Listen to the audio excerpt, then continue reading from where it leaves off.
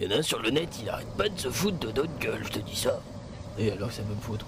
Bah il a dit des trucs sur ta mère aussi. Tout le monde dit des trucs sur ma mère. Ouais, mais là c'est différent, il m'a cassé le film. Et moi j'aime pas quand on casse le film, alors j'ai envie d'aller lui péter la gueule. Tu vois ce que je veux dire? Dis-moi que tu vas aller lui péter la gueule. Allez, sois chic, dis-moi que tu vas lui péter la gueule. Ouais, d'accord, on va lui péter la gueule. J'aime bien quand t'es d'accord qu'on aille péter des gueules. 2000, 2001, 2002. Amis du jour, bonjour. Je vous avais pas vu. Ouais, les rumeurs sont vraies. Aujourd'hui, je me fais des expandables. Je vais faire une critique honnête. Même si je les adore, j'ai pas peur de... ni de l'autre là. Et encore moins de... Non, je vais faire une critique honnête. Si quelqu'un a quelque chose à me dire, je lui dis... Amenez-vous. Génial.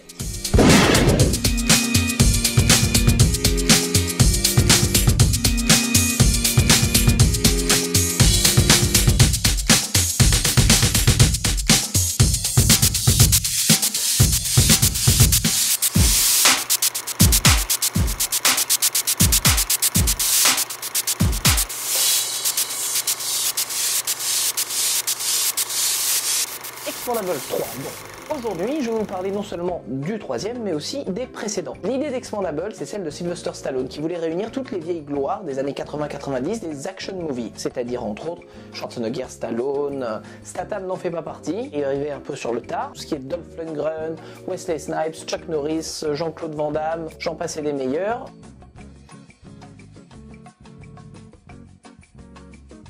C'est les héros de la jeunesse d'une certaine génération.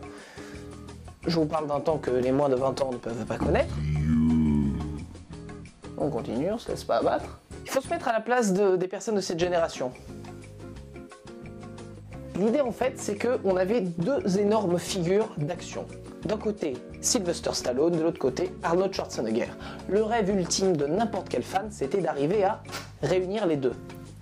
Seulement, ce n'est jamais arrivé. Contrairement par exemple à Robert De Niro et Al Pacino qui ont magnifiquement réussi leur entrée en matière avec Hit, quasiment un chef-d'œuvre du film de gangster. Après, ils l'ont un petit peu... Je me souviens toujours de cette photo collector trouvée dans un magazine, je crois bien, à l'époque où plusieurs stars d'Hollywood avaient réussi à ouvrir entre elles une filiale de restaurant, les Planet Hollywood, qui ont fait un gros bide. Mais on a tiré de ça au moins 7 photos. Et ça, c'était... magique d'arriver là-dessus et de les voir enfin tous les deux côte à côte. C'est un signe d'espérance pour tous les fans d'avoir enfin un film qui les réunit tous les deux. Et c'est passé à côté à plusieurs occasions et c'est jamais arrivé. À l'époque du Planet Hollywood justement, les deux amis, oui puisqu'ils sont amis à la vie,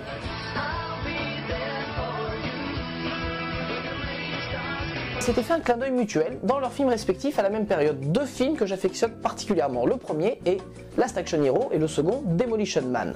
Dans le premier, Schwarzenegger fait une sorte d'autoréférence en rendant hommage aussi à son ami. S'il vous plaît, les films de Schwarzenegger. Les films étrangers sont au... Non, les films d'action. C'est un super-héros. Sur ta gauche, au centre.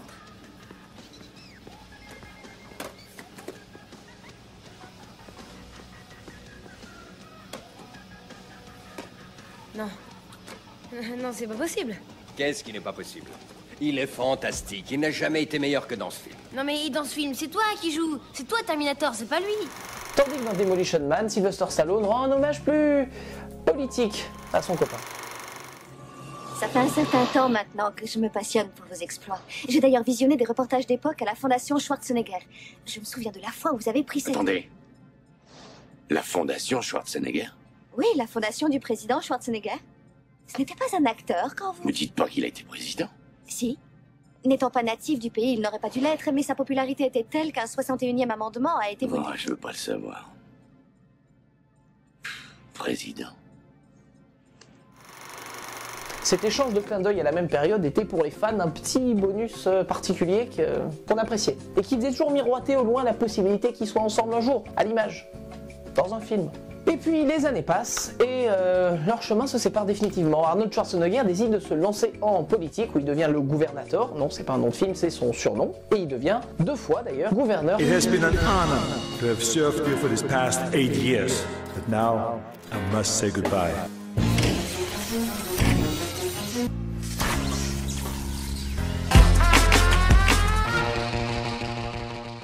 I'm back. Sylvester Stallone reste évidemment dans le monde du cinéma.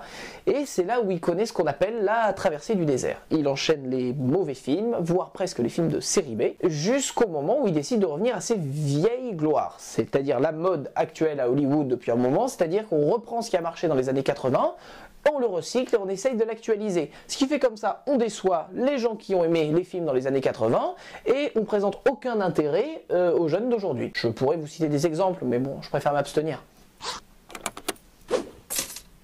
Sylvester Stallone fait donc la suite de 2 de ses plus grands succès, c'est-à-dire Rocky 6, Rocky Balboa, et Rambo 5 ou 4, non Rambo 4, autant pour moi. Petite anecdote, alors qu'il était encore gouverneur, Arnold Schwarzenegger reçoit un coup de fil de son ami Sylvester Stallone lui demandant de tourner une petite caméo, petite apparition surprise dans son nouveau film Expendables. Schwarzenegger s'arrange avec son staff, il se retrouve un dimanche aux alentours de 6 h du matin dans une vieille église et pour la première fois, nous avons réuni Stallone et Schwarzenegger et Bruce Willis pour des raisons, pourquoi pas. Enfin, les deux sont face à face.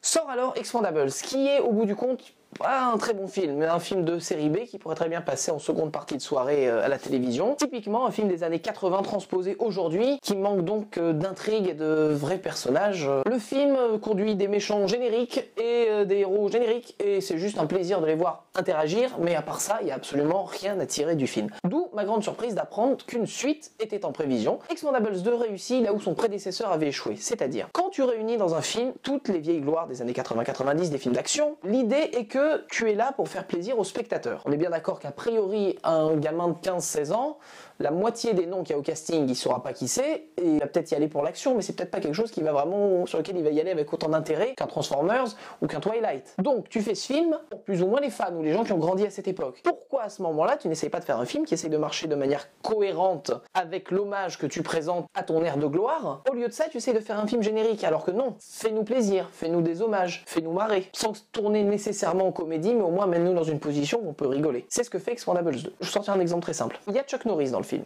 Chuck Norris, vous savez qu'il est la source de nombreuses blagues. Chuck Norris a déjà compté à l'infini, 2 fois. Dans son apparition, Chuck Norris fait une sorte d'hommage à toutes ces blagues qu'il y a eu sur lui. Donc à ce moment-là, on est dans une sorte de mise en abîme ou d'humour un peu méta qui parle au spectateur.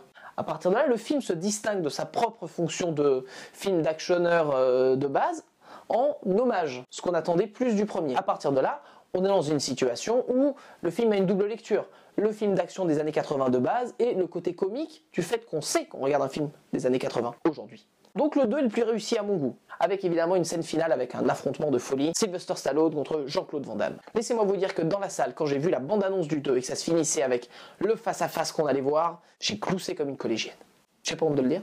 Cet Expendables 2 était donc sympathique et il était pour moi vraiment celui qu'il fallait faire. Arrive maintenant Expendables 3.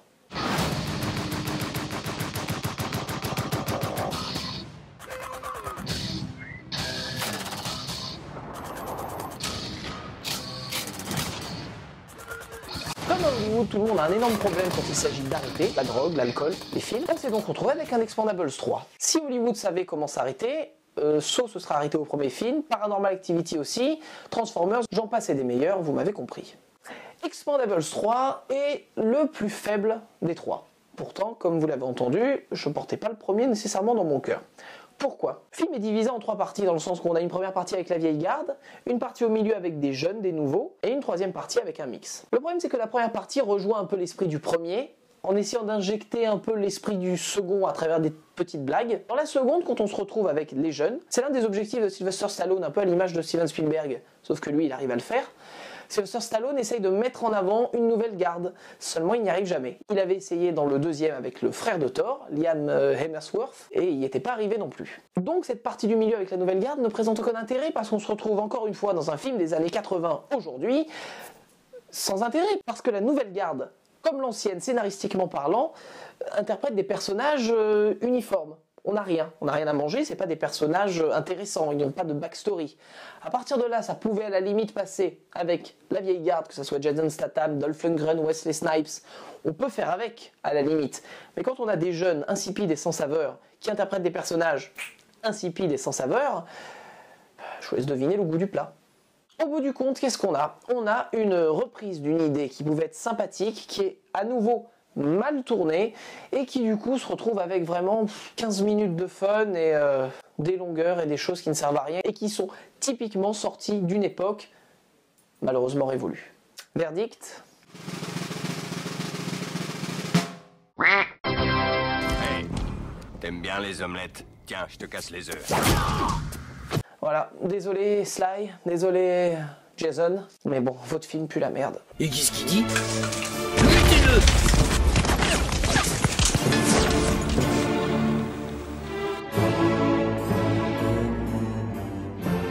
Fallait pas qu'il insulte ta mère.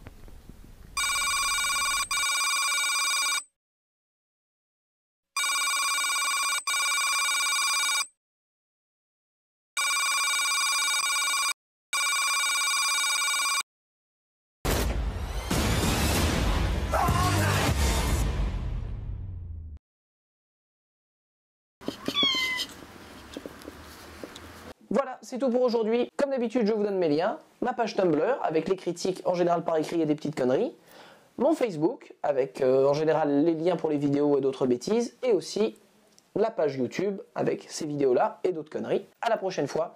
Arigatou gozaimasu. Amis du jour! Oh putain! Oh la vache!